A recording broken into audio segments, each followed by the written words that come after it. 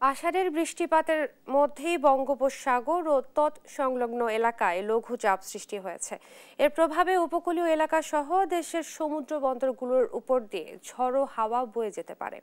সোমবার দুপুরের মধ্যে দেশের ৭ জেলার উপর দিয়ে ঘন্টায় সর্বোচ্চ ৬০ কিলোমিটার বেগে ঝড় হওয়ার সম্ভাবনা রয়েছে। জানা গেছে, খুলনা, বরিশাল, পটুয়াখালী, নোয়াখালী, কুমিল্লা, চট্টগ্রাম ও কক্সবাজার জেলার উপর দিয়ে দক্ষিণ অথবা দক্ষিণ পূর্ব দিক থেকে ঘন্টায় ৪৫ থেকে ৬০ কিলোমিটার বেগে বৃষ্টি অথবা বজ্রবৃষ্টি সহ অস্থায়ীভাবে দমকা বা ঝড়ো হাওয়া বয়ে যেতে পারে। ফলে এসব এলাকায় নদী বন্দরগুলোকে ১ নম্বর সতর্ক সংকেত দেখাতে বলা হয়েছে। এছাড়াও দেশের উপকূলীয় এলাকা সহ সমুদ্র বন্দরগুলোর উপর দিয়ে ঝড়ো হাওয়া বয়ে যাওয়ার সম্ভাবনা রয়েছে। এ কারণে ৪ সমুদ্র বন্দরে ৩ নম্বর স্থানীয় সতর্ক সংকেত জারি করা হয়েছে। চট্টগ্রাম, কক্সবাজার, মোংলা ও পায়রা সমুদ্র বন্দরকে ৩ নম্বর স্থানীয় সতর্ক সংকেত দেখিয়ে যেতে বলা হয়েছে।